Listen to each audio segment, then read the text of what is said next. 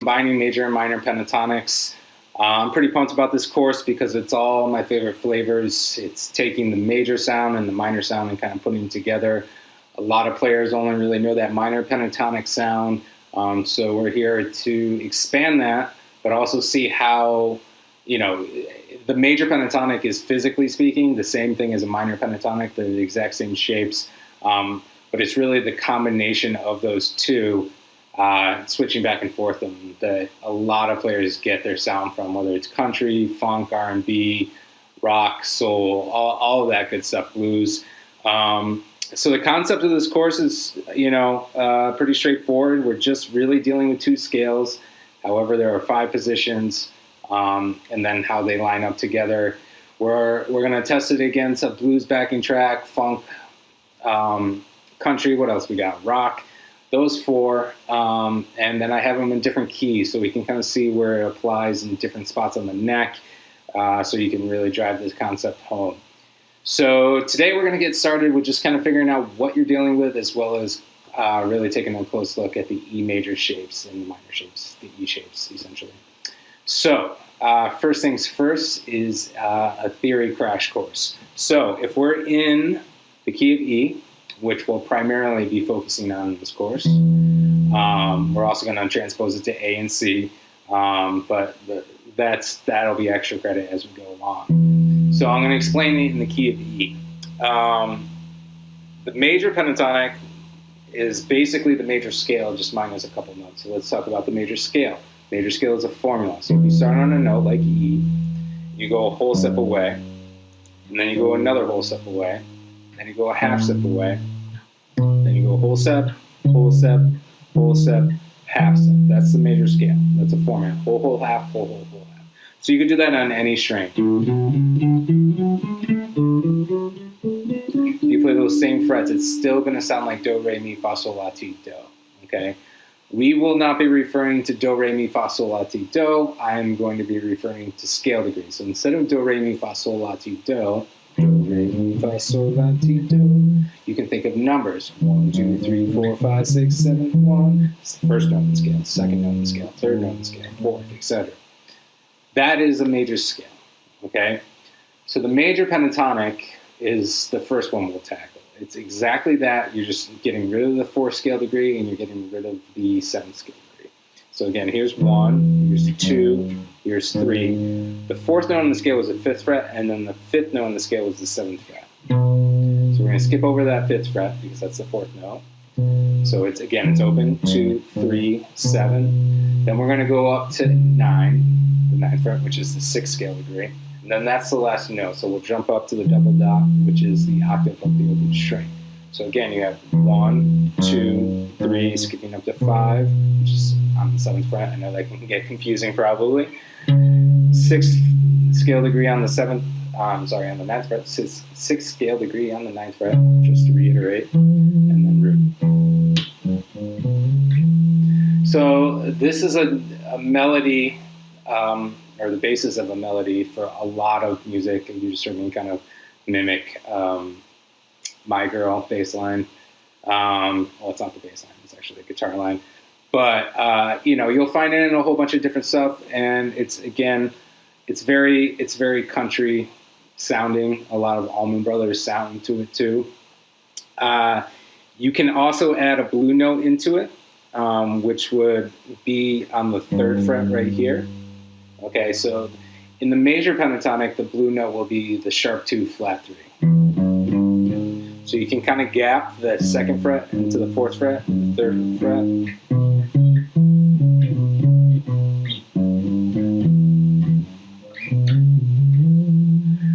And so you might hear that out like,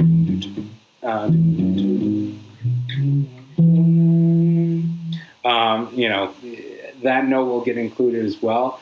We're going to try and primarily focus on just the straight pentatonic scales without the extra blue notes, but it's good to know that those notes are there as well.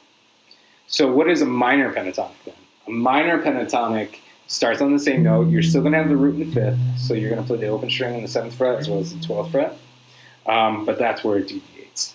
So the formula, when compared to a major scale, and really all theory everything that we refer to in theory is always referring back to the major scale and how what you're looking at differs from that.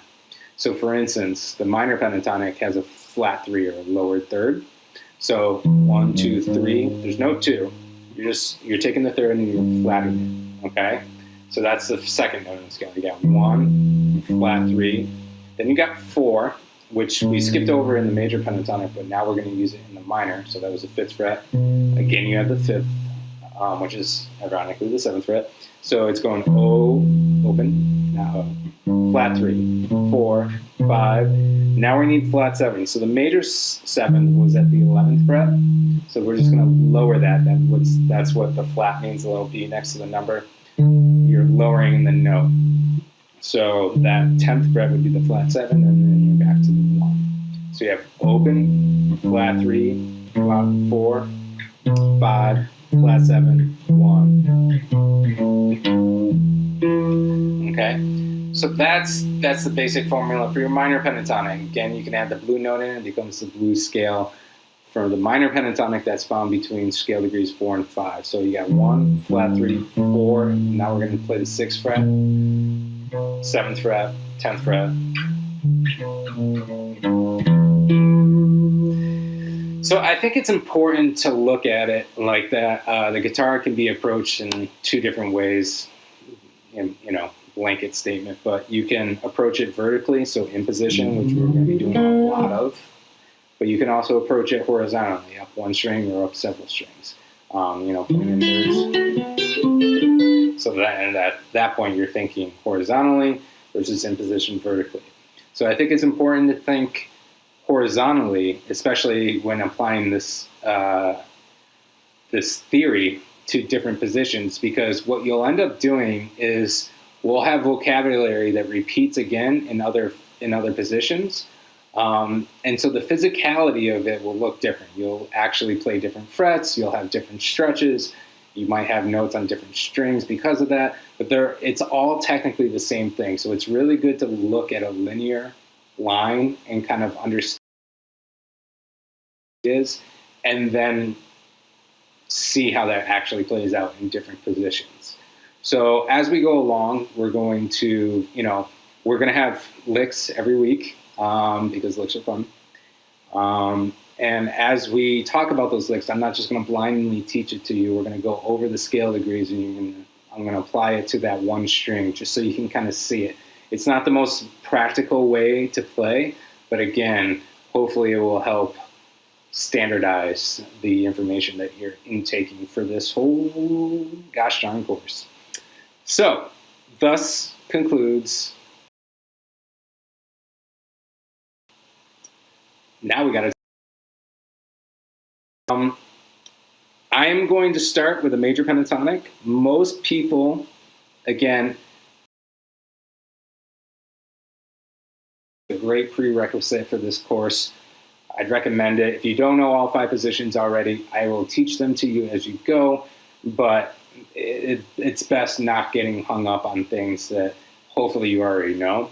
Hopefully you can kind of push through that, but you should be able to hang regardless. In worst case scenarios, you walk away with some cool licks, and that'll be fine. So again, every position will have both a major function and a minor function, so that might get confusing. I'll try and make it as least confusing as possible. So again, I'm going to start with the major pentatonic for the E shape. If you don't know the cage system, it's very helpful in figuring these out. But essentially what we're doing, actually, let me give a crash course on the cage system really quick. What is cage? Cage stands for C, A, G, E, and D. Okay? C, A, G, E, and D are those 5 shapes. Those are the only 5 shapes you'll deal with on the neck. Everything else is a deviation from that, just like everything else is a deviation from the major scale when you're referring to that. Okay? So today's shape is everybody's favorite bar chord. I don't know. I assume that's everybody's favorite bar chord. So everything we're going to do is going to be based around this. Now we're in the key of E, so that's going to be way up here. And that's a little tight up there to actually make that. It doesn't mean you can't break it into little shapes. Some of them are accurate, some of them are not, clearly, as I just did. So yeah, it's all going to be kind of based around that. And so as far as placement goes, we're going to be thinking about the 12th fret because we're in the key of E, and that's conveniently enough. The root for the E shape is, whether you're thinking major or minor, is on the 6th string or in the 1st string consequently because of both of these. Tuning for your listening pleasure. So for the first position we're going to cover, we're actually going to put our middle finger on that 12th fret. Okay, so whereas we'll go over the classic position that everyone probably knows in a second, you're probably used to thinking that position placed on the note that you're trying to play. That's how you place for minor. This is actually position 2 if you're following that traditional way of learning these positions. So we're going to place our middle finger on that E. Again, this can be major or minor. This is usually the position that comes after that minor pentatonic, but we're going to place it here and we're going to layer them, okay? So middle finger on that 12th fret of the 6th string, pinky will go up to the 14th fret, and then we're going to move to the 5th string. That'll be your first finger on the 11th fret, pinky on the 14th fret, first finger on the 11th fret of the 4th string, pinky on the 14th fret of the 4th string, first finger on the 11th fret of the 3rd string. So you get a lot of consistent notes. You have a whole bunch of 14s, a whole bunch of 11s. So again, we're on the 11th fret of the 3rd string. And so here's the thing. Normally, we're going to go up to the 13th fret, which would normally be gapped by your ring finger. But we're going to slightly shift positions. Meaning, I want you to jump to that same fret, but with your middle finger. So you're going to use your first finger. And after you do that, you can kind of shift your hand to get your first finger right on the 12th fret. You're going to play the 14th fret with your ring finger. Same thing on the 1st string. Index and ring are going to go to the 12th and 14th fret. So let's go over that again. You have 12, 14, 11, 14, 11, 14, 11, stretching your middle finger to the 13 and slightly shifting. First finger on 12, ring finger on 14, same thing on the 1st string, coming back down.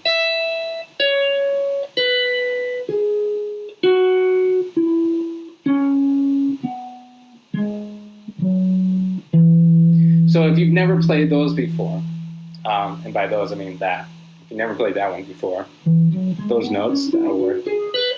Obviously you want to get it under your fingers.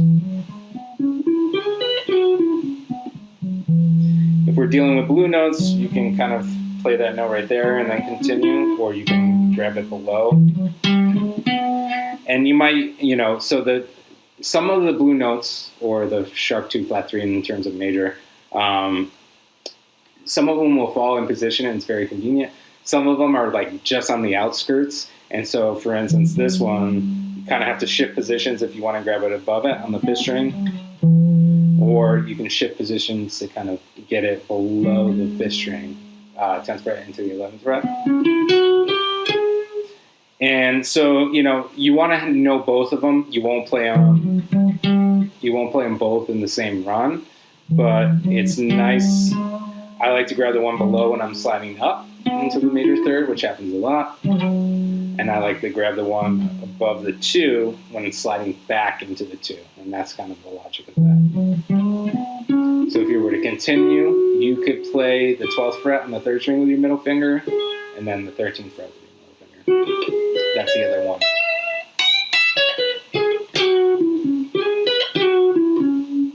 Okay? So that's your major pentatonic scale. Again, you would want to practice it, but we're going to assume you basically have it under your fingers. If you don't, you guys have extra homework there. So layered between this, going back to the theory behind this, between the major and minor pentatonic, both of them have the same root and both of them have the same fifth. Root and fifth together is a power chord. So they share a power chord. It doesn't matter whether or not you're playing minor or you're playing major, you still get the root fifth root thing. And so that's really important because that's going to be your sort of your anchor between the two positions. If you can kind of see both of them, then you're good to go. So, or I'm sorry, if you can see those notes in both of those positions, that's going to help you switch back and forth between them. So going to the classic position, position 1, the E minor pentatonic, that outlines this minor chord shape. And I'll probably reiterate this, but it's a little weird how this works. The major pentatonic will work over a major chord and a dominant chord, and the minor pentatonic will only work over a minor. I'm sorry. Let me say that again. Major pentatonic will only work over a major chord or a dominant chord. Minor pentatonic will work over both a major chord and a minor chord. And so we're only going to be playing over major chords and some dominant chords. So this will work anytime you have a major chord and a minor chord, this whole concept of this course. But if you only have a minor chord, like if you're just doing a C minor jam or something like that, you can only use minor pentatonic. You're not coming back to the major notes. You've been warned.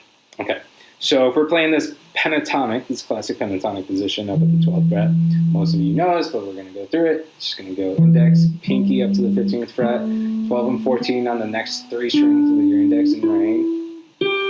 And then when you get to the second string, it's index and pinky, 12 and 15, 12 and 15 on the top 2 strings. Some of you might know where the blue notes are too.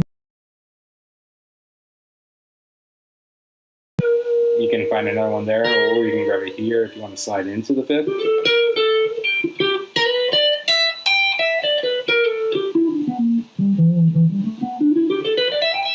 So again, we're going to try and primarily focus on just the pentatonics without the blue notes, but the blue notes are going to get involved, let's be honest, because they're hip. Okay? So there's going to be a couple different exercises I recommend. Today, what we're primarily going to do is just focus on a couple pairs of strings at a time. Or a couple strings at a time, I should say, and see how those 2 scales line up. Because you can get lost, and a lot of times most players are practicing their scales from like the bottom up, so they have to always go down to that first note and start over. Whereas eventually you want to get to the point where you can switch anywhere at any time. So the exercises we're going to talk about are going to help that, hopefully. And you can. One of the exercises is, you can go up. This is void of any backing track. You can come back down. So let's just try that really quick. That's a bonus exercise today. You're going to go 2, 4, 1, 4, 1, 4, 1, 4, 1, 4. So on the top 2 strings, you have the root and you have the 5th. So those 2 notes, the 12th fret and the 1st and 2nd string, are going to be consistent between both of these. So once you get to the top of that scale, you can place your pinky down on the very next note and then come down the classic pentatonic scale. But when you get to here, you're going to have to switch your middle finger for your first finger again.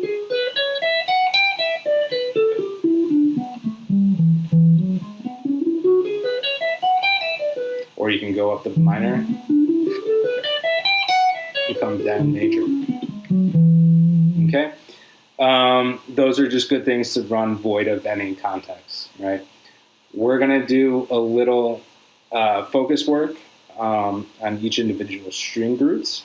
So I kind of already mentioned the 1st and 2nd string, so let's talk about those. So on the top 2 strings, for major, you have the 14th frets. And we're going to talk about different phrasing options, but generally speaking, the moral of the story is pretty much all notes can do this thing I like to call a tweak, except for the roots and the 5ths. The roots, because we'll have a little free time to kind of explore these concepts too. So when you're playing something of your own creation, it's good to throw vibrato on the roots and the 5ths, and then you don't have to, but on the other notes that we're dealing with, you can always kind of tweak them. I call them tweaking it, So for instance, on the 14th fret of the first string, you can play that 14th fret, and you can bend it ever so slightly, but then you want to cut it off before you return it. You don't want, you can, that's a thing too, but some of the really good phrasing is just bending it up, muting it, and then resolving it to another note. And it doesn't have to be one of the vibrato notes, the roots of the fifth. It could be anything. So for instance, so what I just did there, I played the flat 3, which is part of the minor scale. And then I hit the second scale degree, which is part of the major scale. There's going to be a lot of variety and exploring we can do, but this is the game. Okay, so if we're taking a look at these top 2 strings, string group 1 has, it's basically divided one measure, but it doesn't have to be one measure, one measure. You can do this, you know, as long as it's an even amount per each of these. You can do 2 bars each, you can do 4 bars each, right? So again, the 2 common notes on the top 2 strings are the 12th frets. When you're in major, you're playing 14. When you're minor, you're playing 15. So you can use your ring finger for both of those if it's easier. Or you can use your pinky. Both are acceptable. And so a concept, you can go to these backing tracks. I'm going to start off with, we'll go, so blues will be good. In general, this concept will work really great for blues. But with blues, you're going to the 4 chord and you're going to the 5 chord. And the major third of the major pentatonic is not going to apply to those other chords. So really this concept works very well over blues when you're kind of only applying the major pentatonic. So for instance, if we're in E blues, anytime you're on the 1 chord in E7, you can use the major pentatonic, and then the rest of the chords you would kind of just use a minor pentatonic. Eventually you can use the major pentatonic of each chord. So if you want to go to the 4 chord and you're on an A, you can use an A major pentatonic, but we're not going to get into any of that. As far as this is concerned, when we're practicing over a blues, you want to resolve to the major notes coming back to the 1 chord. And I mention that right now is because this exercise of just string group exercise is not going to be great for the blues because it's not always going to apply. Whereas the funk, the country, and the rock are more just drones, 1 chord, just going on the whole time. So it really works very well. I'm going to go with rock because why not? And so again, I'm going to start off simple. I'm just going to play the notes, and I'm going to do 2 bars each actually, just to kind of expand. So that would sound like this: 1, 2, 3, 4, 1, 2, 3, 4, 1, 2. So 1, 2, 3, 4, 1, 2, 3.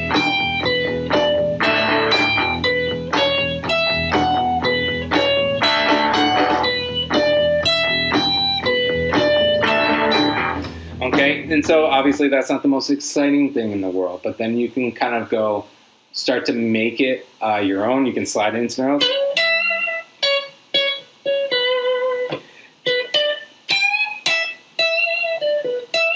Okay, so I'm just going to have a little fun with it. 2 bars each. Minor for the second 2 bars. So here's major up front. 1, 2, 3.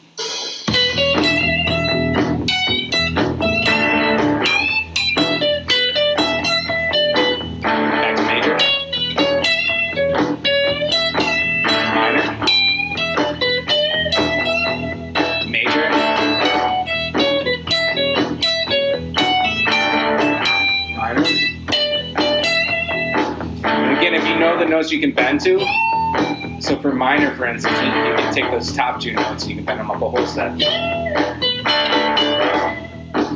If we're examining the minor pentatonic, actually, all the notes besides the roots and fifths can be bent up a whole step. So flat 3, 4 can go up a whole step to 5, and flat 7 up to 1, right? You can also bend, the root up to the flat 3. That's a minor third bend, and the 5 up to the... Sounds great, but that's the idea. So you're just taking these two.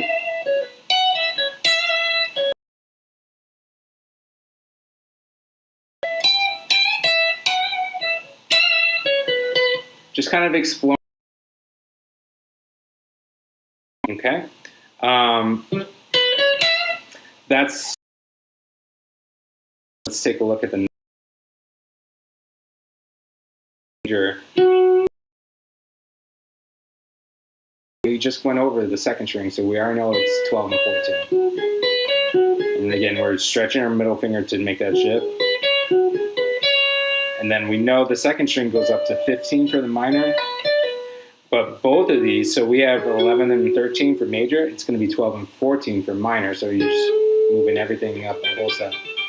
Major, minor, major. There's between these two strings, there's only that 12th fret on the second string is common. So you got major would be, the minor would be, okay.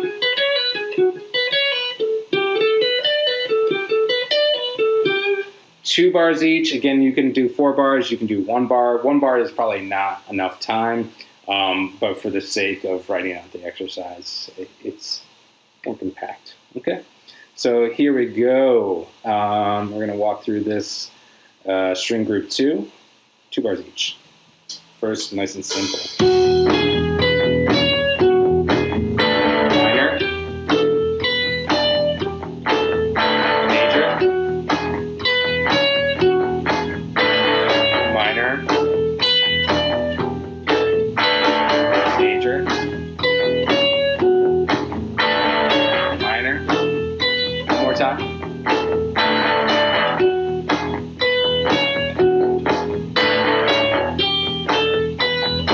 Now I'm just going to have a little fun.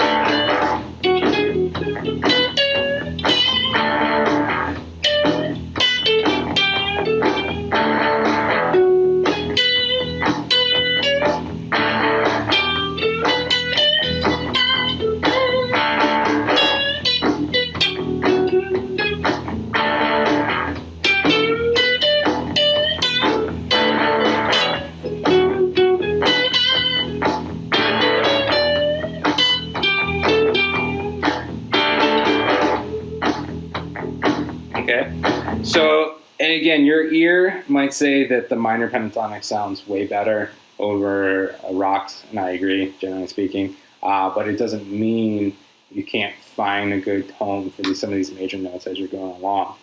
Okay, so that's string group 2. Let's go to string group number 3. You want to spend some quality time with all of this. Next week, we're going to kind of even go back and revisit this position and do groups of 3 strings. You're just going to, as always with my courses, I try to give multiple layers of things you can do and go back and do again and expand as you get stronger and wiser. So, string group number 3, which is strings 3 and 4, for major was 11 and 14 on the 4th string, 11 and 13 on the 3rd string, and then 12s and 14s for minor on both of the strings. So the only common note between those two is the root right here on the 14th fret of the 4th string. So you got it. So let's do it again. Same thing, 2 bars each, just quarter notes.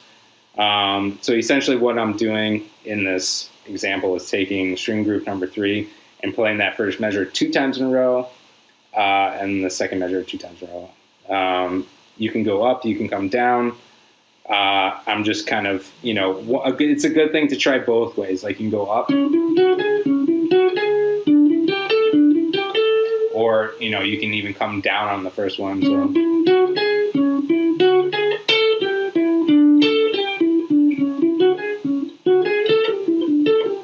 So let's try that. I'll actually do both.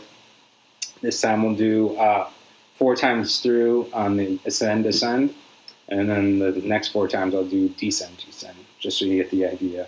What you're trying to do is train your brain to see it from all angles. You don't want to, if you're only approaching it from the same way every time, you're going to want to do that every time, and that's not necessarily a good thing. Okay, so here it is, major, minor, major, minor, 2 more times.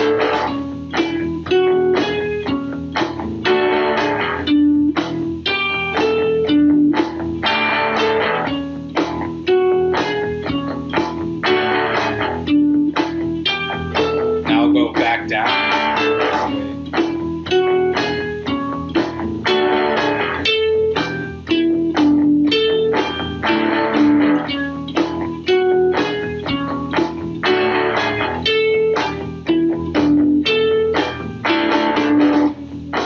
So you get the idea, and again, you can have a little fun with it.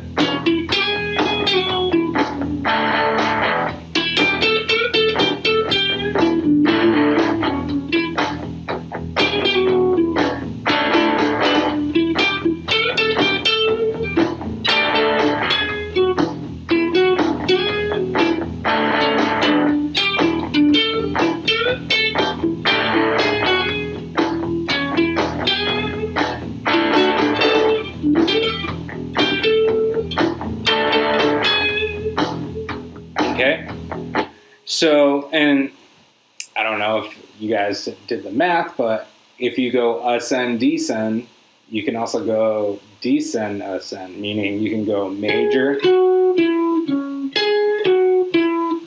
ascend, down, minor,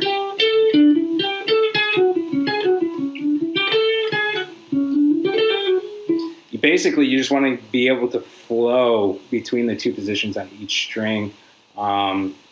You might want to spend some quality time with this one string group per day, and at the end, when you get 1 and 2 and 2 and 3, 1 and 2 and 2 and 1 and 2 and 2 and 3, you can eventually do 3 groups, or 3 strings, which again we're going to do next week. So I'll just keep moving. So if we're in string group 4. This is another cool one, like the first 2, where you have 2 common notes. So the 14th fret on both strings are going to stay the same. You got 11 and 14 for major, 12 and 14 for minor. Let's go again. I'm going to do.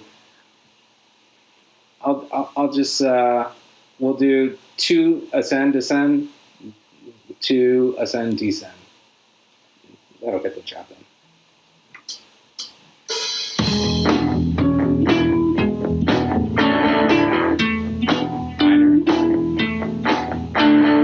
Major, minor. Now I'm going to go ascend, descend. So major first. Now minor.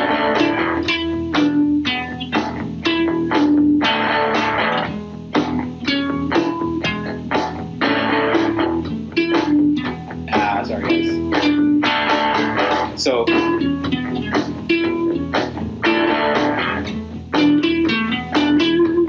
So now I'm just going to speed it up with 8 notes or 16 notes. If I was going to have a little fun, it'd be like.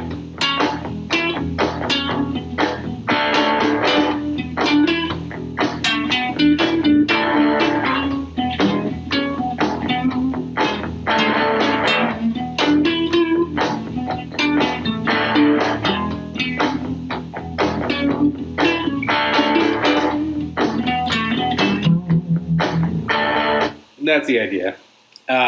Again, when I'm playing that, I'm like, I don't like the way the major sounds over the rock, but add it ever so tastefully, it can get the job done. One more string group, and then we're moving on to the fun stuff, the licks. Okay, so we got 12, 14, 11, 14, and then we got 12, 15, 12, 14. So I'm going to go ascend, descend, that whole fun thing. I'll do only ascend.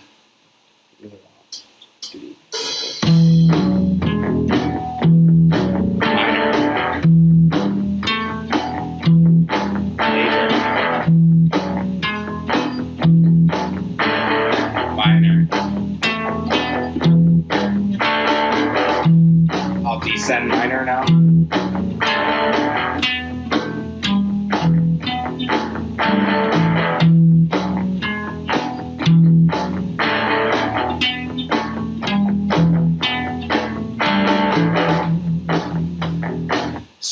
if we have some time, we'll come back and we'll go through it. But really, it's just you taking the time to get acquainted. And as long as you're not fumbling when it comes time to switch back and forth and you can see it under your fingers, then mission accomplished. If you find that you're kind of just staring at the neck and going, wait, what? Wait, where? Then you need a little more quality time with the string groups. Okay? Blues lick. So we're going to the blues backing track. I'm just going to walk you through it first. We're going to start with our middle finger on the 12th fret of the 3rd string and immediately slide into the 13th fret. So if we're in context, we're kind of thinking minor, sliding into the major 3rd. So you can even see that note right there as part of that bar chord. Right, so we're sliding into the major 3rd, playing the 5th, it's the 12th fret, but it's the 5th scale degree. 14th fret for the 6th scale degree, and then up to the root. And some vibrato. So it's a triplet starting on B4, so it's like 1, 2, 3, 4, and 1. Okay? And then after that, we're coming down minor pentatonic, essentially. So we're going to go flat 7, pulling off to 5, immediately rolling over to the flat 3 on the 12th fret of the 3rd string, kind of giving a little tweak and resolving it to the root. So in total, it's... We're going to have very simple licks, maybe 1-2 bars a piece, just because there's a lot that we can do with it. Again, now we need to kind of see it, how it plays out on just that one string, as well as eventually next week we'll explore putting it against different tracks. The other keys will be, generally speaking, extra credit, but again, next week I'll walk you through that a little bit. So if we're taking a look at this, it's going up to the root. So we got the highest note in this is the root on that 12th fret.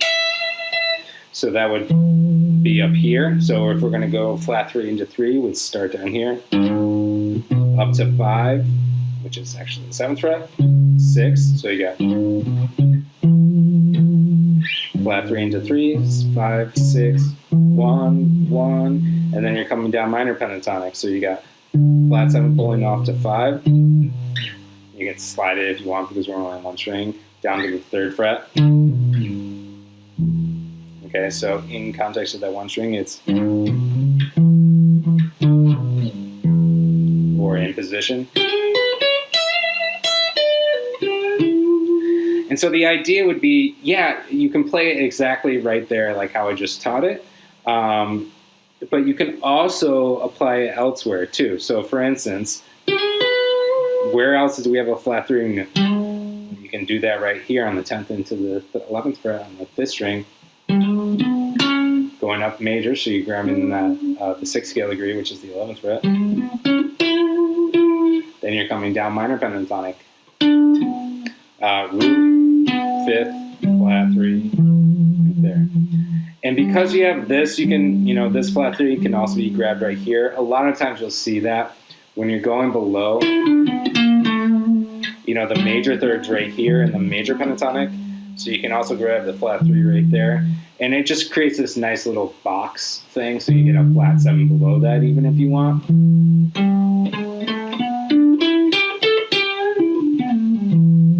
So that's just a nice way that you can kind of keep this whole step thing, 2 frets away. Then you slide up and I've got 2 frets away again. So that's just one deviation. Instead of playing it here, you got... So you could do it there, or you can go... I'm sorry. Or you can grab it way down there. But that's the knowledge of theory. You can find it in other spots on the neck.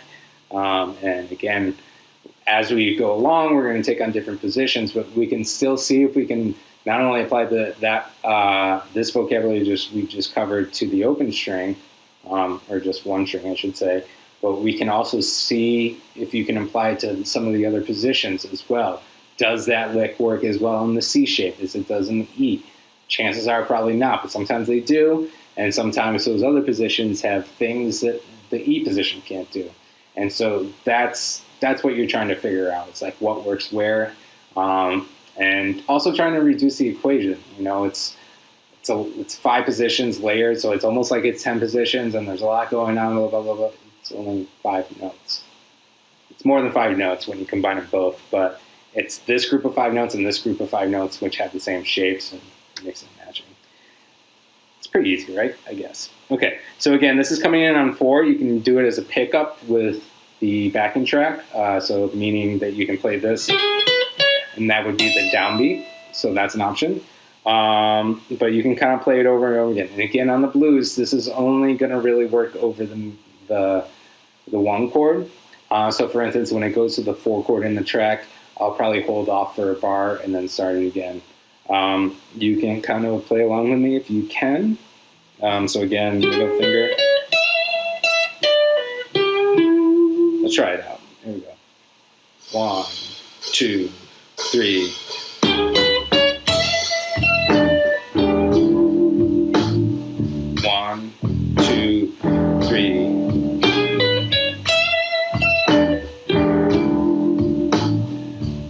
So here I wouldn't do it.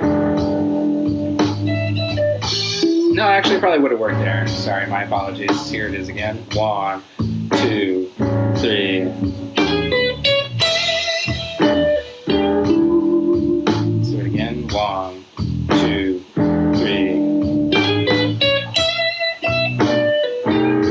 3. So it kind of works there because the major third was still on the 1 chord. Seems to work a lot. It's actually not too bad. Okay.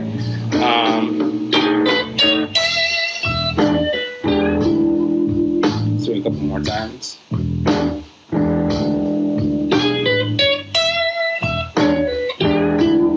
Oh, so that was a slight alteration. So just for fun, normally I'm pulling 15 off to 12. You could pull the 14th fret to this 12th fret because that's the major note. That's a 6th scale degree. Versus both are gravy, you know. You can start to mix and match and kind of alter notes with these. That's fine. That's great. I'm just realizing how much time we got, so I'm going to keep pushing through. The country lick is going to start off kind of in the minor pentatonic first. We're going to give that 15 a tweak, and then kind of vibrato the root. Then basically my mistake in the last one is going to apply here. We're going to go 14 to 12, right? And then you're going to skip up to 15 with your ring finger. And so I would probably do this with ring, middle, and index, but you could do pinky, ring, and index. But we're going to do a double pull, 15 to 14, 14 to 12. Okay, so you got... So you're striking 14, pulling off the 12, striking 15, double pull. Then you're going to play the 12th fret on the 3rd string, and immediately hammer your middle finger into the 13th fret.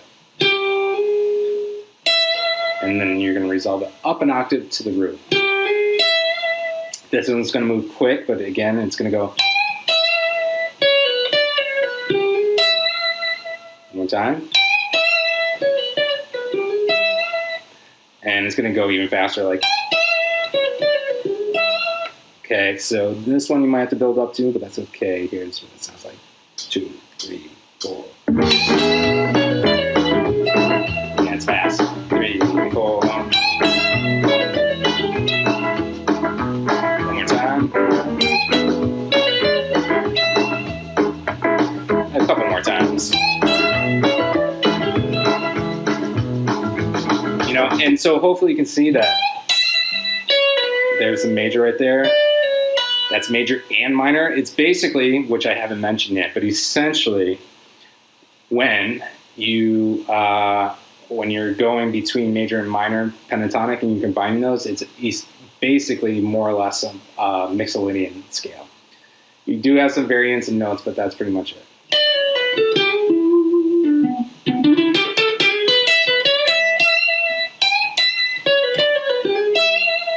Okay. Great, so that's a country lick. Let's go over the funk lick. Sorry, I just realized we're kind of losing some lighting here. It's getting a little darker. Hopefully you can still see properly. So the funk lick is going to focus primarily on the lower strings. We're going to slide into the major third from the flat 3. Oh, I'm sorry, I didn't even go over the country lick on the 6th string. So because it's primarily going down, we'd have to start with the flat 3 above. And then we're going 6 to 5, flat 7, 6, 5, flat 3 into 3 up to 1. So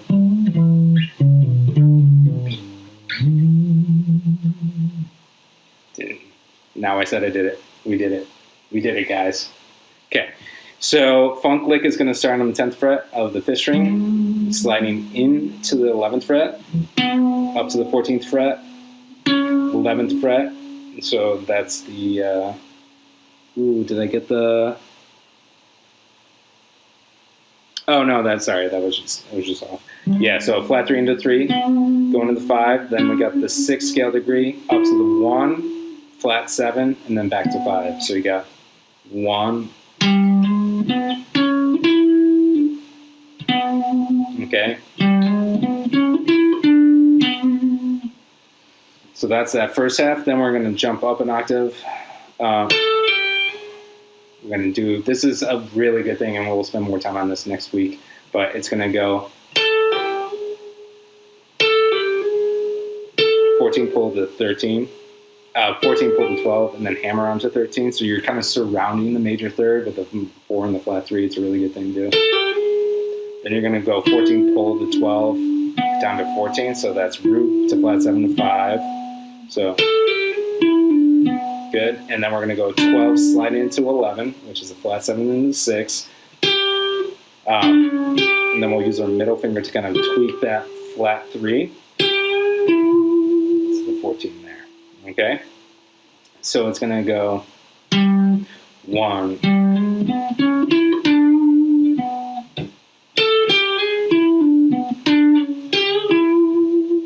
One more time. It's going to go.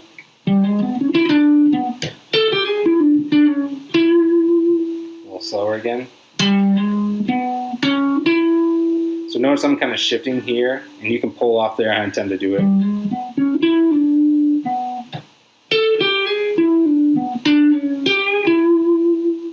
Okay.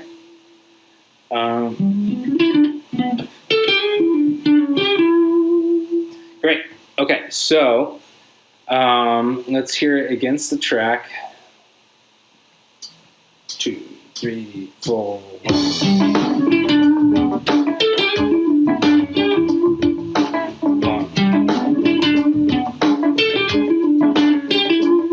One time. Again.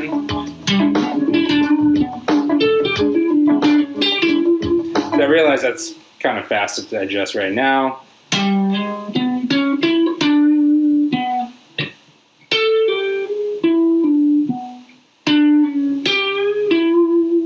You just want to get it under your fingers just to make it happen. Let's see, what would be the best way? Yeah, so this is going to jump around a lot. So if we're going flat 3 on one string, and we go. So again, you got flat 3 into 3, 5, 6, up to root, flat 7, down to 5.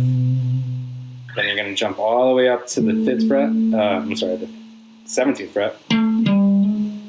So you got 4, flat 3 into 3, 1, flat 7, down to 5, flat 7 into 6, up to flat 3, down to 1. So again.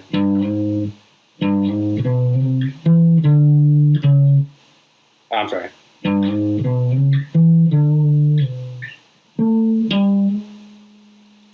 What is it? Just kidding.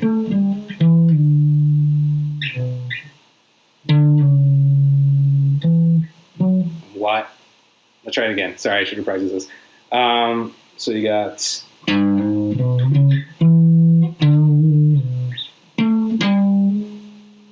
Yeah.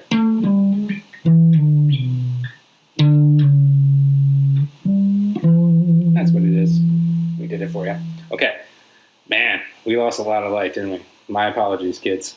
Let's hear it. Oh, we already did it. Great, wonderful. Let's move on to the rock one, shall we? So the rock lick is going to start on the flat on the 6, same kind of general area, sliding into flat 7, into the 14, which is the root.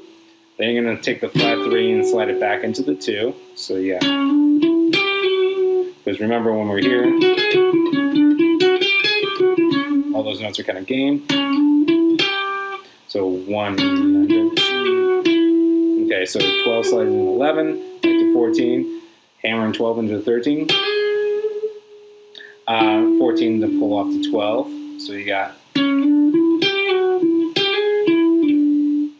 Then I'm going to go 15 to pull to 12, which is the flat 7 pulled down to the 5, and then the 6 bent up slightly into the root. So a little slower, or in total, it's going 1.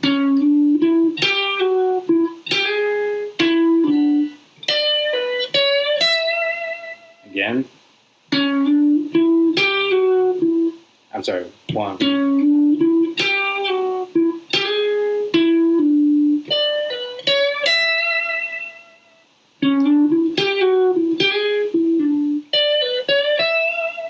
Okay, if we were to put that all in context of one string, it's going to get a little hairy. We're going to have to go up pretty high.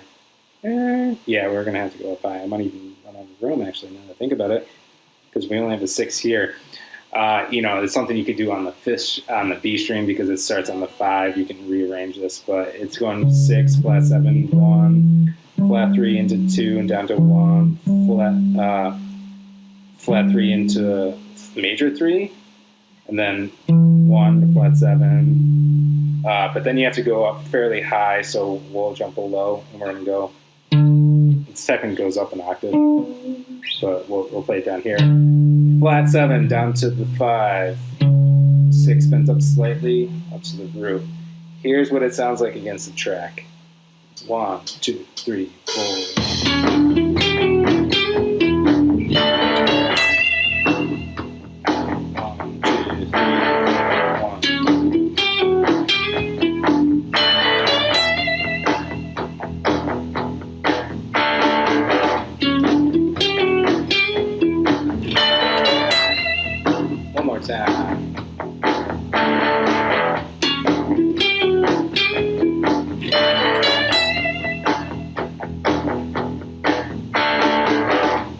You get the idea, guys. You want to practice them slow. You want to practice them with the metronome if you can. Against these tracks, if you get them up to speed. But again, really think about the scale degrees. See what makes them tick. Think about them against the open string.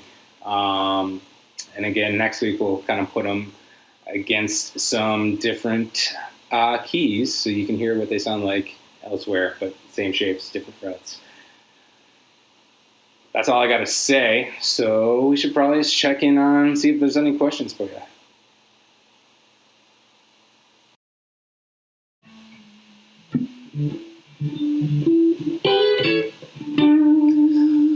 What is happening, guys? We're going to check out these here questions that we may or may not have for you. Chris Smith, man in the helm, helping us out today. Taco Tuesday. Can you give any tips on how to do good vibrato? Listen, mimic. Okay, that's generally a really great place to start. Obviously, there's some physicalities that you want to go through. I did a live course on basics where I talk about vibrato, practicing fundamental skills just about a year ago now, beginning of this whole pandemic. So I talk about some exercises in there. I want to say it's somewhere between week 4 and 7. I can't really remember at this point, but there's a couple different things. It's all about speed and it's all about control. So, and depth. By control, I mean depth. So, like, you don't want to be doing like a little bit and then a lot of it, or generally consistent depth. And then speed is usually a ratio relative to how fast the song's going. But it could be triplets, it could be 16th notes. So 16th note triplets. So you kind of want to be able to explore all those different rhythms. So you can definitely check that out there. We'll save for that. Bill, how are you? Big Air, could you demonstrate how to mute a tweak note? Excellent question. So there's a couple different options. You can get underneath it with your right hand, okay? So I'll literally extend, I don't think you can see that, but I'll extend my first finger past the pick and kind of get underneath the string there, like literally underneath it, no pick involved. So that's one way to go about it. You also want to be able to get to the point, it's kind of hard to do, but I think I tend to mostly do it with my right hand. But you can, in theory, kind of lift off at just the right second. Sometimes you get a little, that's a little more difficult. I'm pretty much always got my index finger under there though, just because it's good to get that snap sound too. So I'll play regular notes with it as well. Excellent questions. Appreciate you guys hanging out. Hauling boats, what is the point of a 5-note scale? Why wouldn't you just use the full major scale or minor scale? I love this question. Let me tell you why. When I was a young little whippersnapper, I learned the 7-note scale. My teacher, I knew of the pentatonic scale. I didn't really get into it for some reason. We jumped right into the 7-note scales, and I got right into jazz, honestly. Towards the end of high school. And so I sort of bypassed all of this. Those notes, the notes that we were pulling from, are definitely 100% found in those scales. However, there's something about doing more with less, because there are certain melodies that require certain intervals. And so if you have all the notes, first of all, it's information overload, and it becomes like a big blob of something on the neck, a whole bunch of notes to kind of choose from, wrong preposition. And so you can get lost, right? Whereas if you start with the pentatonic scale, there's only 5 notes, so it's less information. 3 of those 5 notes are the chord that you're generally outlining, especially major pentatonic, I should say. So a lot of common, especially if you're comparing it to how they line up with the cage shapes, you really start to get a sense of where the chord is that you're outlining and the notes that kind of go around it. And again, when you combine these major and minor pentatonics, you tend to get essentially what is a Mixolydian scale, which is just a major scale starting on the 5. So you could say, well, why don't you just teach me the Mixolydian scale? Excellent question as well. The reason being is because, again, there are certain melodies that are created with that major pentatonic, and there are certain melodies that are created with that minor pentatonic that just aren't going to happen if you got the whole slew of Mixolydian notes happening. And so it's these different physical structures that bypass some of those extra notes to create very specific melodies that your ear will recognize, because minor pentatonic and major pentatonic is found everywhere in popular music, but also that flow between major and minor. So when you're playing a Mixolydian scale, you don't get the flat 3, you don't get the sharp 4, flat 5. It's ultimately, at the end of the day, all the notes are game, and so it's really how you choose to use them, but I find less information is better. Hopefully that helps. Bill, coming in at the buzzer with another question. I like to see the licks show, I like that the licks show the interval names. Is that a good way to learn new licks? Yeah, I find so, and that's the beauty of theory. Again, so like I could teach you licks, and I'm sure there are people on Jamplay that I've taught licks on Jamplay without talking about the scale degrees before. And it's not, if you know what key it's in and or what shape it fits against, you can always apply it, but you're kind of just like a knee-jerk reaction. You do this shape when it's that shape happens, kind of a thing. Whereas if you understand the lick in the terms, every time you go to learn a solo, not only will you hopefully see the scale patterns that you practice over and over again, so you're not having to learn it note by note by note by note, the physicality, the reflexes are there. But if you really like what that person did, you can look under the hood, see what makes it tick, and then figure out how to apply it in all the different positions. So for instance, next week, what we're going to do is we're going to talk about the lick is basically going to be the same for all four genres for the backing tracks. And it's all going to be centered around utilizing that sharp 4 flat 5 and that sharp 2 flat 3, and seeing how it applies to everywhere in the E position. But as we go along, we're going to try and bring those back in so that, again, if you do it all on one string, hopefully the vocabulary will be universal throughout, so that even if it looks different, you're wiser. You know that it's not different. It's the same thing you played in this position. It just physically lays out different. And now, all of a sudden, it's less information. It's just the same information over and over and over again. But that'll do it. It looks like we're out of questions, but I thank you so much for hanging, guys. I really appreciate it. Next week, again, we're spending a little more quality time in this E position, just because that's where, even if you walk away from this course just getting good at that one position, that's a heck of a foot in the door in this concept. So we shall see you next time. Thanks for hanging.